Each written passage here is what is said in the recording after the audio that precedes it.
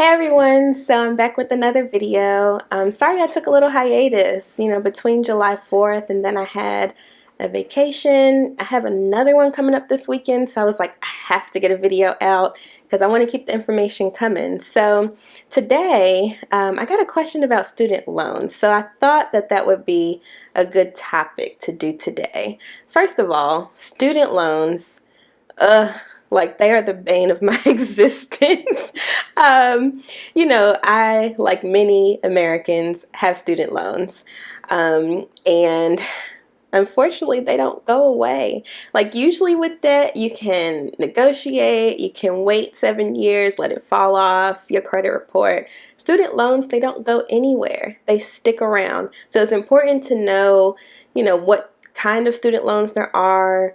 It's important to keep your payments up and things like that. So I just wanted to delve into them a little bit. So first, there's two general categories. You have private and you have federal.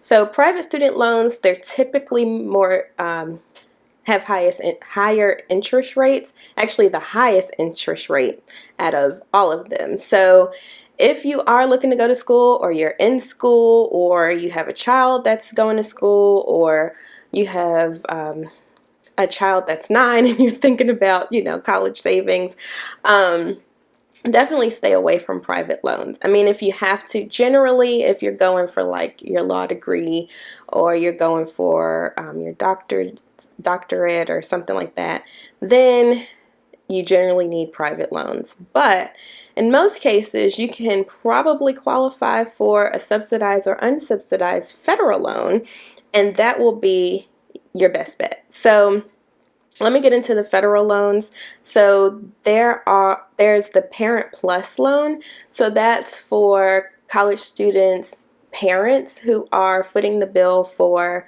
their college education, hence the name Parent Plus loan. With those, the parent is responsible for paying back the loan. So parents, keep that in mind. When you see Parent Plus loan, you are signing up for that and you will have it for the rest of your life. So definitely keep that in mind when you have a child that's going to college. Try to get grants. Try to get the federal unsubsidized or subsidized loans. So that way you won't be stuck. But if you do want to foot the bill, Parent Plus loans is probably what you will have. So really quick, with private loans, they can be a variable rate. So definitely keep an eye out on that as well. With federal loans, they're fixed. So whatever you get in at, that's where you're going to stay. So, and it's generally based on the federal rate, the federal funds rate, which is what the Federal Reserve meets about, and they raise or lower the rates. Maybe I'll do another video about that, but they're based on those. So if the federal funds rate is low that year, you'll have a lower interest rate on your federal student loans. And as it goes up, of course, the rates will go higher. So anyway, I'll do another video about that. Back to the student loans. When you get to federal loans, other than the Parent Plus, there's subsidized and then there's unsubsidized. Subsidized means that while you're in school, the government is actually paying your interest for you. So it will not accrue, it will accrue. It will not tack on to your principal once you graduate. They're paying it for you while you're in school. So out of all of the student loans, those are the best ones to get. So definitely target those if you have to. If you can't get enough grants, you can't get enough scholarships, definitely do subsidized first. Then you have unsubsidized. So that means that the government is not paying your interest while you're in school. And it will tack on to your principal once you graduate.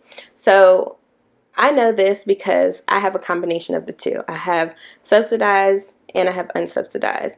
You can generally get subsidized while you're in undergrad, so you're working on your bachelor's degree, associate's degree, everything, bachelor's or lower. And then when you start getting to graduate school like I'm in now, they only offered unsubsidized. And with that, I highly recommend that you go ahead and start paying on that interest, or paying the interest while you're in school. So that way it's not tacked on to the principal once you graduate. So let me just give you a quick example if that doesn't make sense. Let's say that I have a $1,000 unsubsidized student loan that I just took out. And let's say the interest rate is 1%. Results not typical, that will never happen. But for demonstration purposes, let's say that's the case.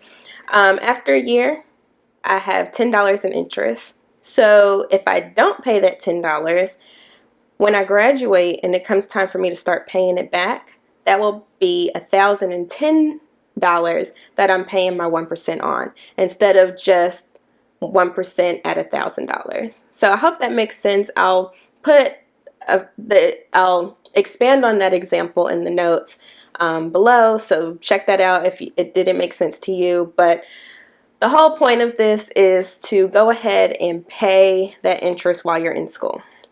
Also, what you can do is start paying your loans, so on your principal balance, while you're in school. Highly recommend that as well, because with federal loans, they give you 6 months after you graduate to find a job, do whatever you're going to do. Then they're going to start knocking at your door, being in your mailbox, like, hey, time to pay me.